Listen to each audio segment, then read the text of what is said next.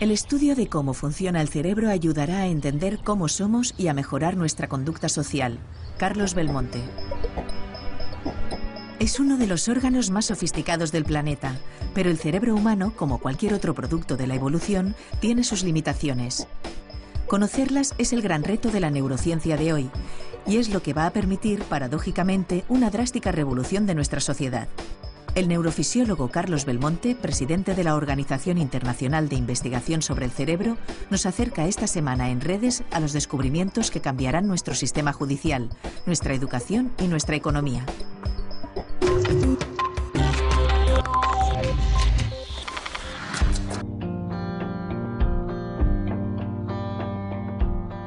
Estamos en la Llotja de Mar. Es la antigua lonja. Durante siglos se vendía pescado aquí y después fue bolsa antes de que nos diera cobijo para hacer nuestra entrevista, Carlos, nuestra reflexión conjunta, no tanto sobre, como hemos hecho tantas veces, sobre el pasado del cerebro y sus patologías y sus tropelías a veces, ¿no? Como para hablar un poco del futuro. Lo que quiero preguntarte, porque eres el gran experto en estas cuestiones, lo que me gustaría es que habláramos un poco, que reflexionáramos sobre el impacto social de la nueva, llamémosla, neurociencia. Yo te he oído mencionar y te he leído que uno de los espacios más afectados va a ser el de la administración de justicia, en el sentido de que estamos aprendiendo determinadas cosas del cerebro que nos llevan a no fiarnos en absoluto del testimonio de un testigo que en un juicio se supone que tiene que hacer, decidir en un o en otro la justicia, ¿no? ¿Qué hay de esto? Yo estoy de acuerdo, creo que el cambio va a ser, casi diría que dramático. Yo creo que la justicia del futuro se tiene que orientar no a castigar al que ha actuado de una determinada manera porque ha actuado de esa manera que se considera mala socialmente, sino a entender cuál es el problema que determina esa conducta en términos biológicos, en términos de funcionamiento cerebral, y saber si es reversible o no. Si se puede arreglar, se arregla. Si tenemos las herramientas para modificarla, pues se arregla. Y si no, pues habrá que aislarlos, pero no nos venguemos de ellos. En los Estados Unidos se estima que cada año se condenan a 4.250 personas por error en la identificación de los testigos. No es mala fe. Los testigos son sinceros, pero su cerebro se ha contaminado con semillas de pensamientos ajenos. Debido al estrés del ataque, la víctima puede presentar problemas para recordar lo que ha pasado y además el cerebro tiende a rellenar huecos de los que no tiene información con razonamientos posibles. Nuestra memoria también puede verse influenciada por las sugerencias y las preguntas guiadas de los interrogatorios, asumiendo hechos no ocurridos como ciertos. Algo que ya demostró la investigadora Elizabeth Loftus con un famoso experimento.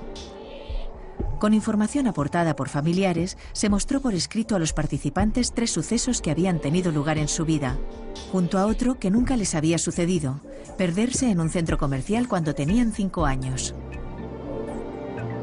Cuando se les preguntó, el 29% de las personas dijeron que recordaban total o parcialmente el incidente en el centro comercial, e incluso un 25% del total lo seguían recordando en entrevistas posteriores. El incidente se había quedado grabado en su mente. Bajo las circunstancias correctas es fácil deslizar recuerdos en las personas, que luego adornarán con detalles nuevos. No debe asombrarnos porque, en realidad, ¿quién no ha manipulado alguna vez a alguien cercano dejando que la idea introducida la hagan suya o haciéndoles dudar de su veracidad? He visto hace poco una cifra que me ha alarmado. Un 30% de los internos en cárceles, en las prisiones en Estados Unidos, resulta que son psicópatas, en el sentido de que tienen alguna alteración en la órbita frontal, ¿no? Sí. ¿Es cierto eso? Absolutamente, ese es el problema y probablemente estamos afinando poco. Es decir, son personas que por razones diversas que podemos comentar, el desarrollo de su corteza orbitofrontal en particular, del lóbulo frontal, de las áreas del cerebro que se encargan de la empatía, de la valoración de nuestras conductas, de la inhibición de nuestras conductas, etcétera, están mal. Los circuitos mal gestionados, no funcionan adecuadamente o simplemente ha habido daños o se han organizado de una manera que socialmente es inaceptable. Entonces, esas personas van a tener una conducta patológica, pero claro, yo creo que es importante ser capaces de distinguir eso, de ver que determinadas conductas son casi imposibles de controlar porque es el mismo cerebro que funciona mal el que tiene que controlar eso, y lo que falla son esos sistemas. Mi pregunta sobre esto es la de saber si existe una tabla de salvación, ¿no? Para mucha gente que probablemente no tienen empatía, o mejor, no la gestionan bien, porque nadie les ha enseñado nada. Entonces aquí tenemos una falta de empatía por falta de educación. Seguramente es mi pregunta.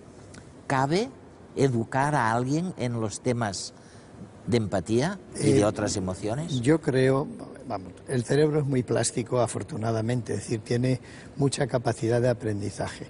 Los periodos infantiles son críticos en ese desarrollo, porque al final estamos hablando de formación de circuitos y conexiones que, por supuesto, tienen una plasticidad a lo largo de la vida, pero limitada en el desarrollo.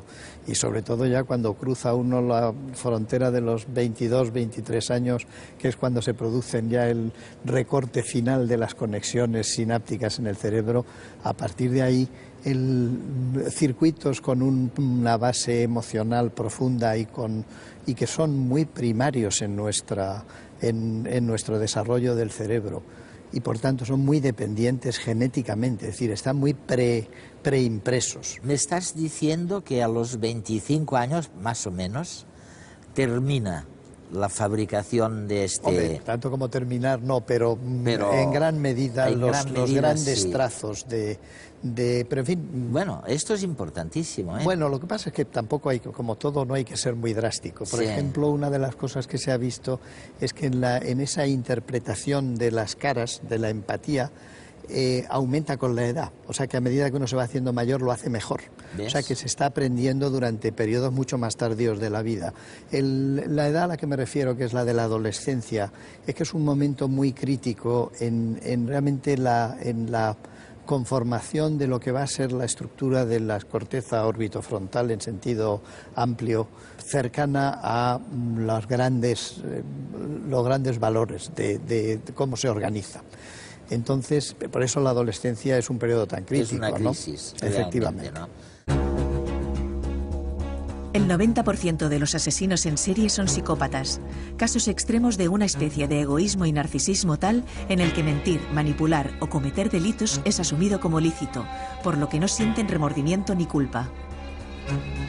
Los psicópatas tienen dañada la corteza orbitofrontal y no saben evaluar la expresión facial de las emociones, lo que podría explicar la incapacidad para reconocer y reaccionar a la angustia del otro y así frenar sus impulsos agresivos, dado que no muestran empatía. Los psicópatas asesinos presentan, además, un extenso cuadro de abusos y violencia desde edades muy tempranas, clave para que la tendencia violenta se dispare. Tener la estructura cerebral y genética de un psicópata no nos condena a desarrollar tendencias asesinas si hemos tenido una buena infancia en la que nos hemos sentido seguros y amados. Afortunadamente, no somos solo el fruto de nuestros genes, sino también el de nuestro entorno y nuestra experiencia vital.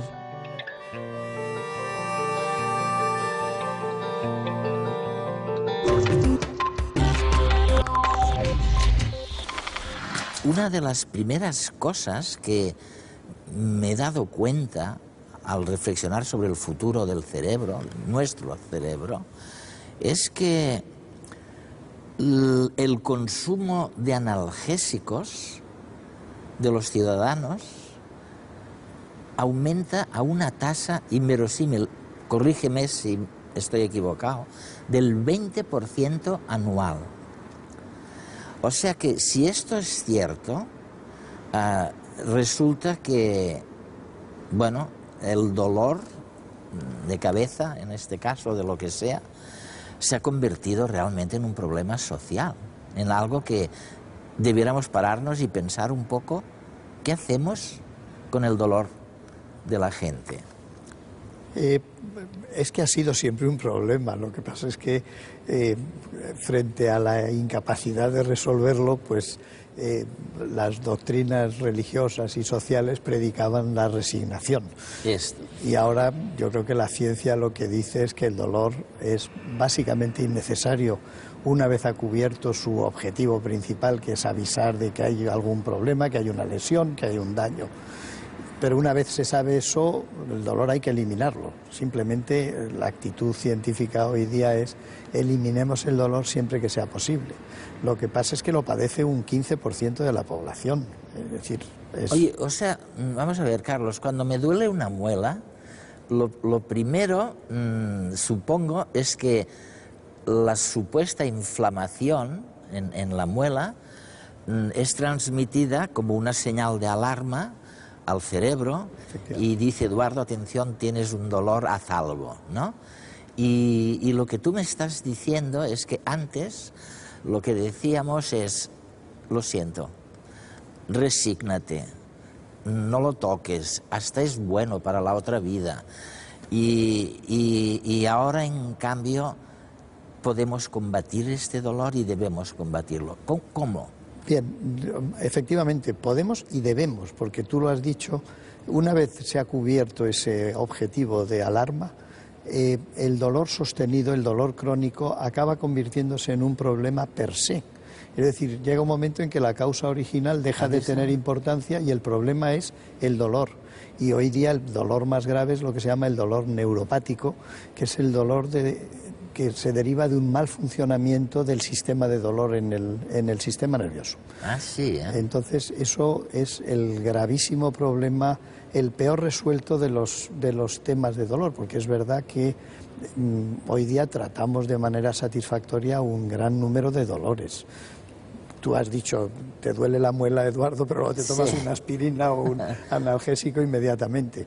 Yo diría que el 70% de los dolores, y todos los dolores triviales, se quitan con fármacos que actúan fundamentalmente a nivel más periférico, tipo los antiinflamatorios, todos los antiinflamatorios no esteroideos, que son los más frecuentes, y luego algunos con una acción central, pero que no son opiáceos. Pero tengo un amigo médico que me dice que en realidad podríamos utilizar en mucha mayor medida la morfina. Cierto. Y que el único peligro que tiene la morfina, no sé si eso es cierto, es que en un momento dado te puede provocar un corte en la respiración. ¿Es verdad eso? Sí. Es decir, la morfina, el problema de la morfina dada de manera crónica, primero, es diferente si se toma para tratar el dolor que cuando se toma como una droga de abuso, de recreo. Claro. Y entonces los dos problemas son la tolerancia, es decir, cada vez hay que dar más para obtener el efecto y se llega a producir y luego empieza a partir de unas determinadas concentraciones a tener efectos secundarios, incluyendo que deprime la respiración, reduce mucho la actividad gastrointestinal, es decir, tiene problemas.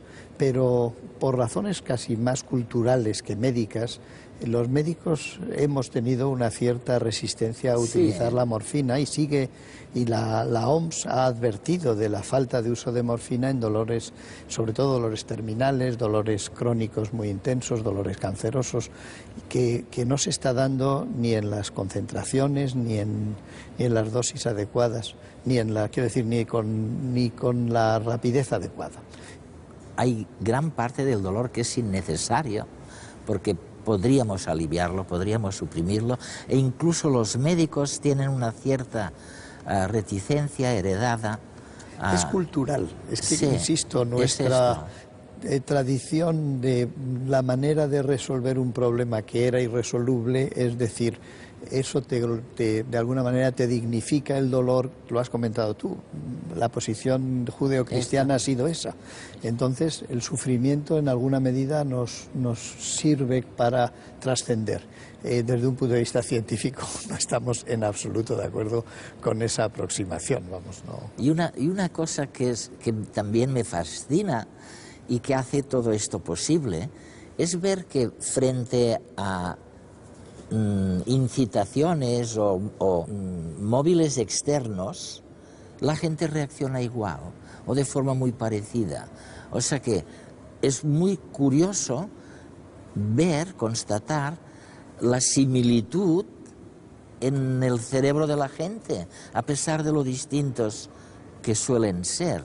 Claro, porque es que en muchas de nuestras respuestas, sobre todo esas que todo el mundo responde igual, es que al final, si uno lo analiza, estamos respondiendo a las presiones evolutivas, es decir, somos animales que están respondiendo a las dos grandes direcciones de supervivencia y reproducción, que es lo que guía al final a todas las especies. Entonces, en determinadas situaciones, cuanto más se acercan a eso, más homogéneas son las respuestas y además más resonancia hay entre los miembros del grupo, ¿no? Porque se están manejando los mismos elementos y cuanto más primarios evolutivos son, claro, y cuanto más primarios, más elemental es la reacción. Frente a la amenaza, el peligro, el miedo, todas esas sensaciones o emociones muy primarias dan lugar a respuestas bastante estereotipadas dentro de todo. Ni las mentes que se suponen mejor entrenadas para confrontar el miedo son inmunes a la reacción inconsciente e instintiva del cerebro, básica para asegurar la supervivencia humana y previa a cualquier comportamiento consciente y aprendido. El policía y entrenador David Berengueras, quien también está preparando su tesis en neurología, nos explica que frente a una agresión sorpresiva, lo primero que un policía hace es asustarse e instintivamente echarse atrás, como haría cualquier persona normal. Las primeras reacciones, si hablamos de agresiones sorpresivas, son reacciones instintivas del ser humano. Esas serían las primeras reacciones. Lo único es que después, a medida que va pasando la agresión, va aflorando o va despertando la faceta profesional del policía. ¿Qué pasa? ¿Qué pasa?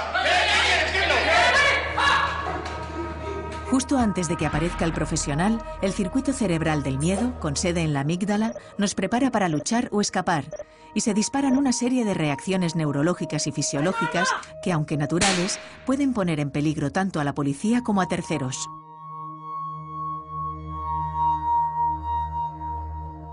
El efecto túnel significa que mi visión ahora periférica, es decir, yo te estoy mirando a ti, pero tengo mis manos aquí, yo las veo mis manos, ¿no? Sé que están ahí, esa visión desaparece y se convierte en una ventana, ¿no? Solo puedo ver esa ventana. Pero es que además no solo existe el efecto túnel, sino también el efecto de profundidad, es decir, si yo te veo a ti como amenaza, todo lo que viene después desaparece de mi campo visual, no lo tengo en cuenta. Por lo tanto, todas esas personas que hayan detrás de esa amenaza, no voy a ser capaz de verlas.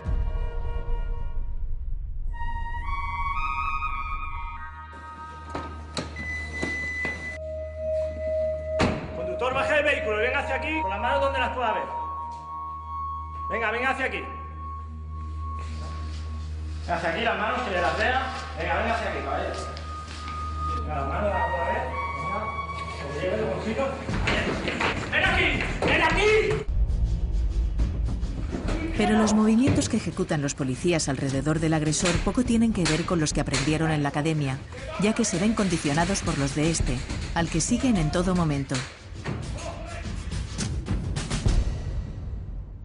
Hemos visto cómo uno de los dos policías se ha dado cuenta de que en el interior había otra persona que esgrimía un arma de fuego.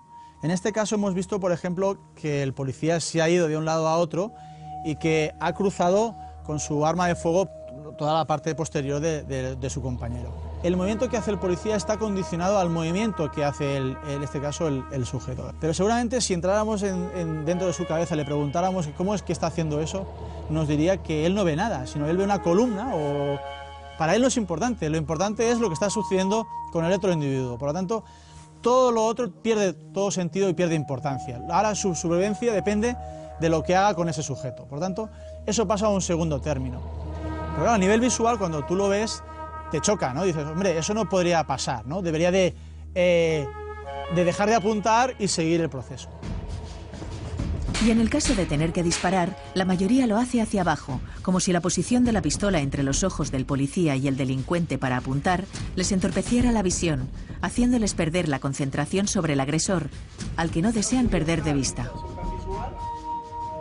Al tener los dos brazos estirados y el arma sujetada en la mano, provoca que los dos pies estén clavados en el suelo como un raíl, pero con el problema de que el centro de gravedad se desplaza y en muchos casos, cuando pasa eso, el policía cae al suelo, ¿no?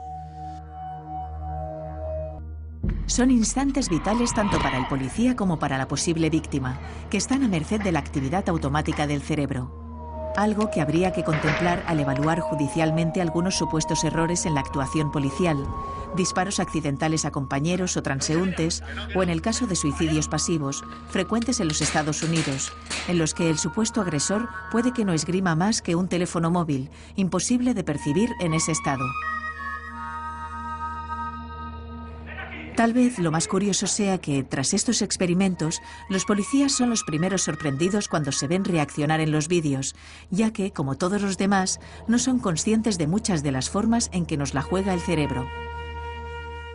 Muy bien, o sea, hemos visto que el inconsciente se las trae, que tiene una fuerza, vamos, que puede protagonizar procesos cognitivos de una complejidad que ni habíamos soñado, ¿no?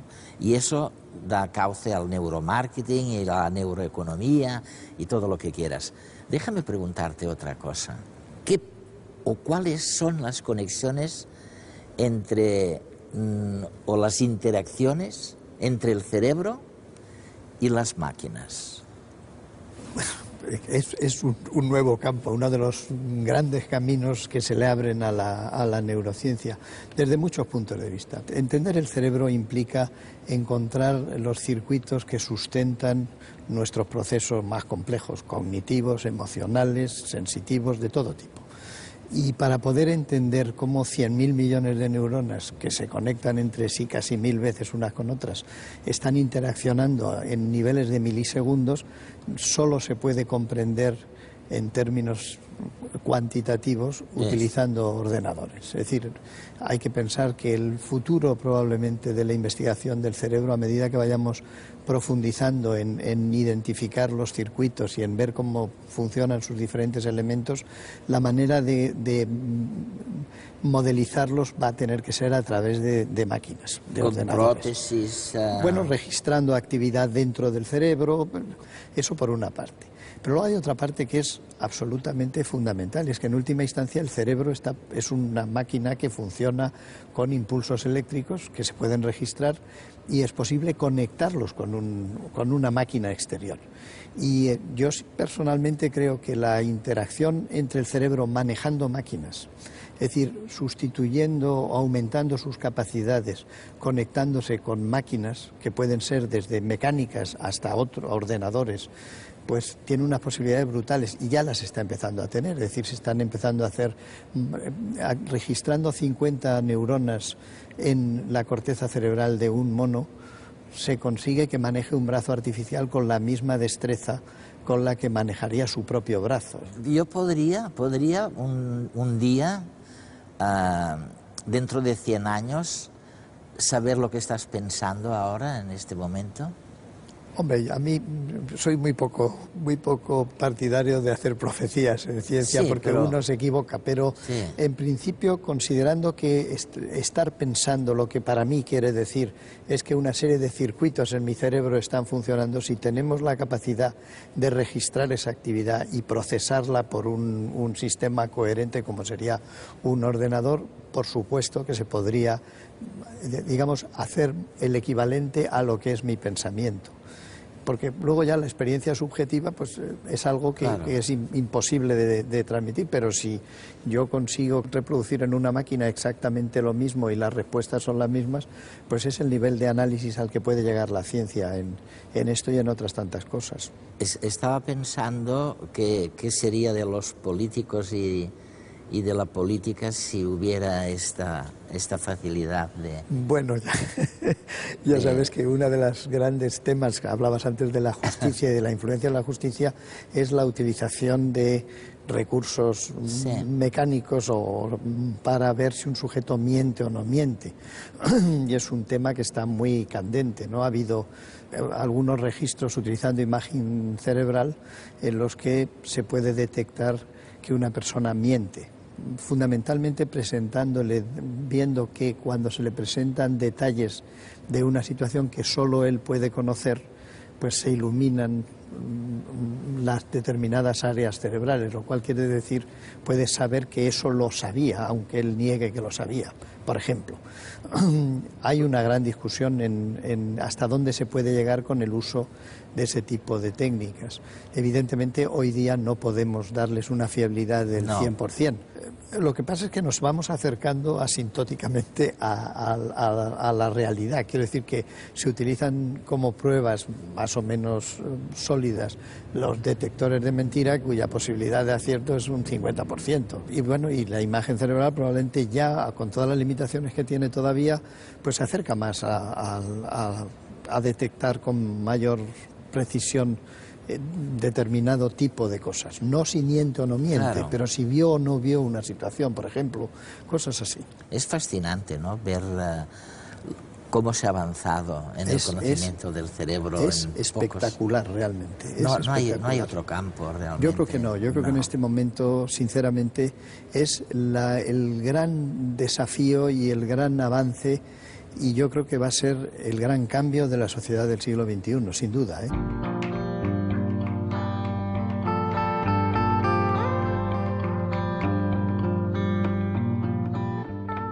Lo más sencillo es empeorar el cerebro y muy difícil mejorarlo. Carlos Belmonte.